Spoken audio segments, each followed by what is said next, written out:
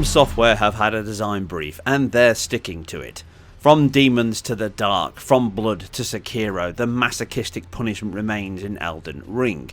But is this new entry a mere Tolkien gesture to change that brief, or the ring to rule them all?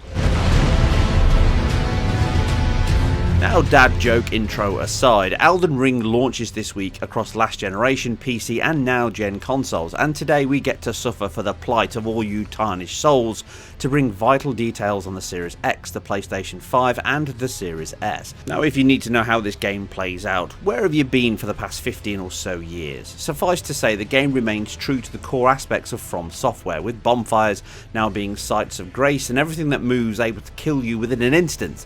The big change comes from structure and additions to that tried and true formula. The map is now vast and largely open from the start. You can also fast travel very quickly between these sites after you have visited them, at least on foot, and you also get brand new steeds to speed up your travel across the map, and this is quite a significant change to the sometimes very tedious retreading back to the last boss battle that slapped you from pillar to post.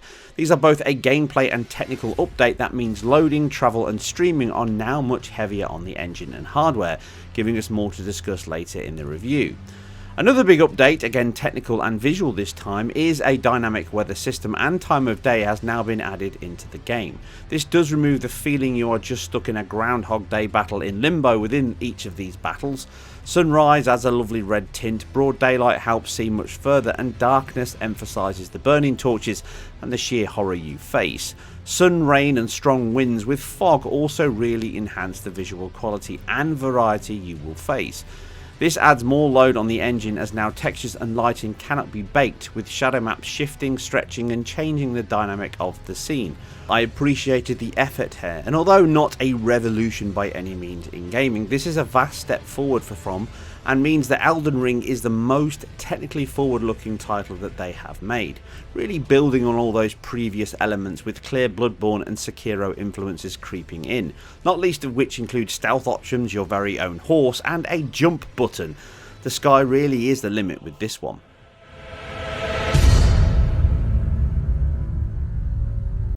Resolution wise and performance, we have two modes available for our delights across all three platforms. As is the common standard, we have a priority choice to make, either frame rate or quality.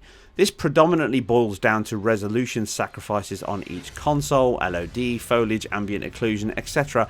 all remain pretty much identical on all three platforms between each mode.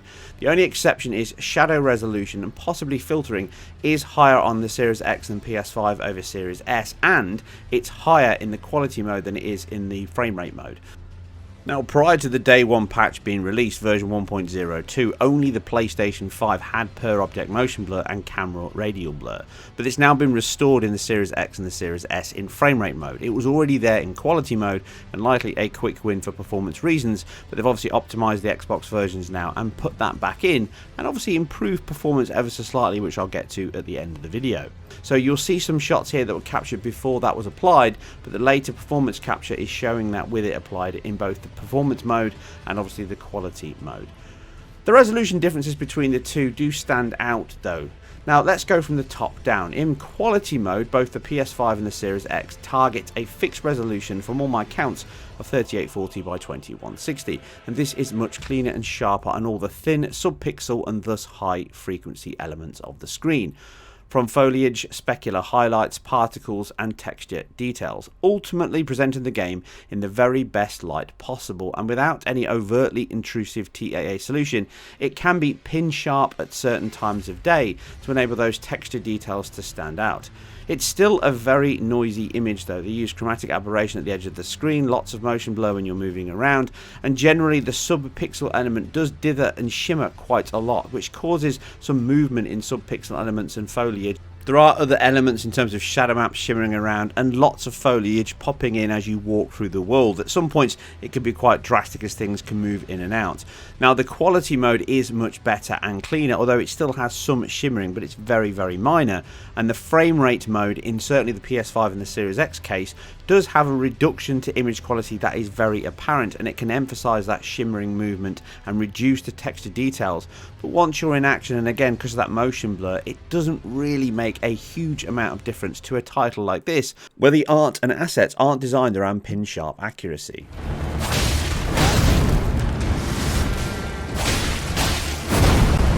Now, the Series S runs the quality mode at 55% reduced resolution than the other two consoles, at a fixed 2560 by 1440 from all my counts. It may be dynamic, I didn't catch any points where it was.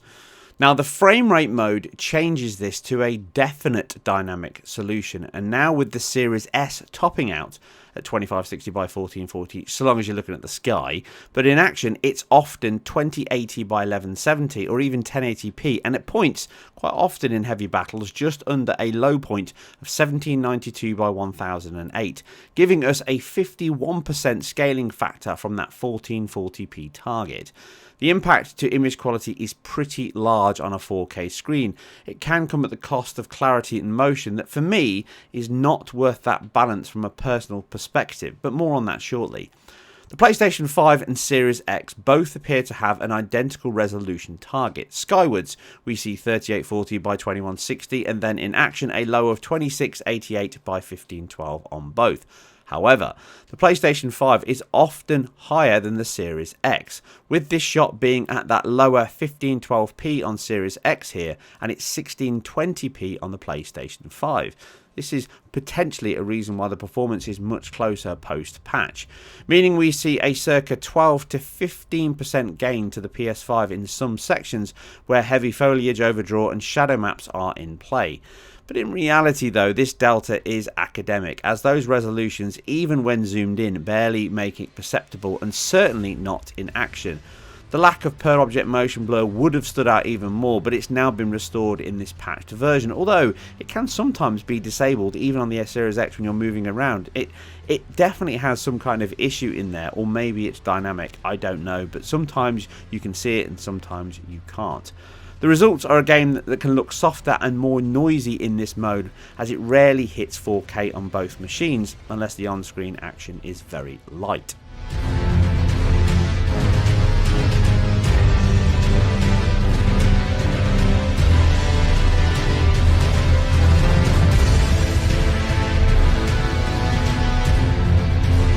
We had to wait until the launch patch was released, and we tested all these versions on version 1.01 and then again on 1.02 to ensure we got an accurate state of how the game will launch when you play it. As such, we can see that both modes run with a 60 FPS cap on the frame rate, it's just that one hits that target much better than the other. Taking quality first, we can see the Series X and the PlayStation 5 never hit 60 during the tested sections, with highs of 45 and 47 respectively here, and both dipping into the 30s. Normally, unlocking your frame rates when they're this low is usually a no-no, but From Software's engine is notorious for bad frame pacing. Fundamentally, the delivery of frames over an even cadence. Think of it like a drum. See the frame time graph on the left. So long as that drum beat, the frame time is smooth and even, everything feels correct. But when it's variable, then it all goes out of sync, and you can really get affected by that in terms of the on-screen actions, the controller input times, and all of that negatively affects your experience. As such, leaving this unlocked is the better option, as a cap to 30 FPS would still cause judder, but would likely feel no better and possibly worse at points.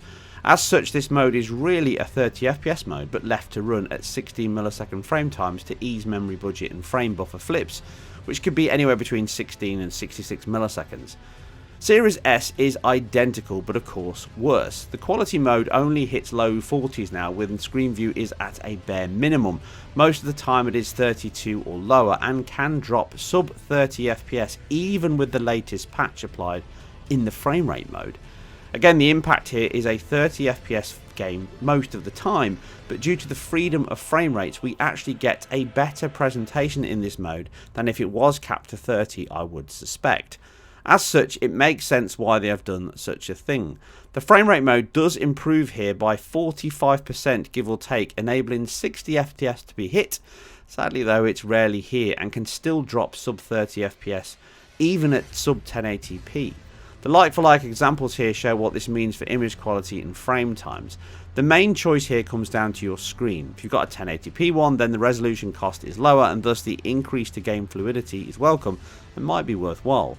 But on a 4K screen this is not the case, and as such the choice here is to leave it at quality mode in my opinion, as the increased performance, although welcome, is insufficient to balance the IQ cost for such a display. But the choice is best, and I'm happy to report From Software have given you that choice to make, which is another improvement over previous releases, besides Sekiro. The PS5 and Series X have almost the same challenges, but the IQ cost is much smaller, and as such I think even on a 4K screen the increase to fluidity is the best compromise, as you're always north of 1440p, which is where the Series S tops out.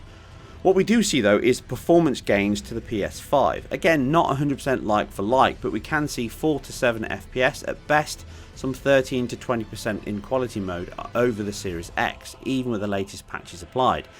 Again, this is academic, as outside of this analysis you would never really notice it, as the action and variation makes them both feel more 30 than 60, with the same reasons I've just explained. But it does stand as a good benchmark here for the actual From Software engine, certainly favouring the PS5's configuration and API, but with the patches applied it is much better, but it doesn't really achieve a consistent and stable 30 FPS frame rate, but it is better than previous releases, albeit not including Sekiro, which also had that option.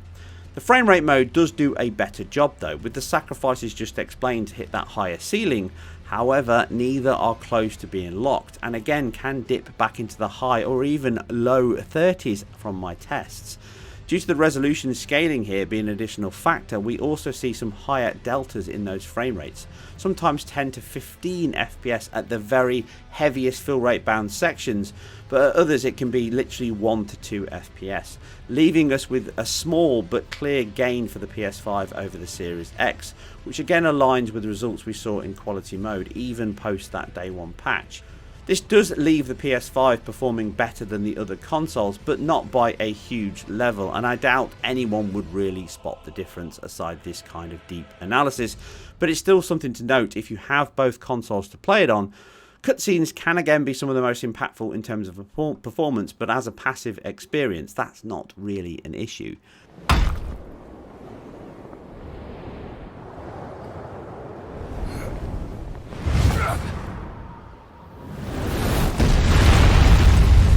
Just before we wrap up the performance review here, there is one thing to note, and that is PlayStation players get that unique opportunity to simply play backwards compatibility titles, including new ones from the PS4, or in this case the PS4 Pro.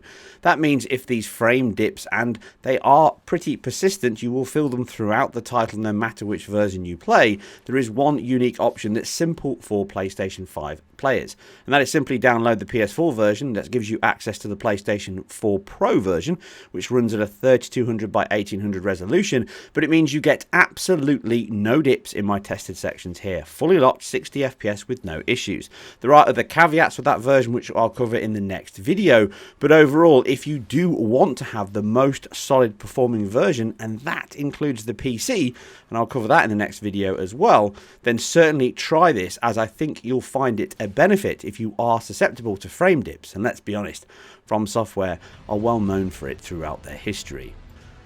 Lastly, we have loading, which is another area that PS5 wins, but this time by the largest amount, almost 3 times faster from a load to the save point on the same game, 6.3 seconds versus 17.8 on the Series X, and around 1% slower, half a second on the Series S.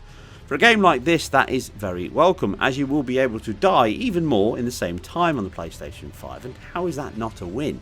Fast travel and respawn show a similar delta, anywhere between 1.8 to 3 times the speed of the Series X to the PS5, and the same for the Series S, a little slower. And that's a big part of this game because you spend a lot of time travelling, loading, and certainly dying.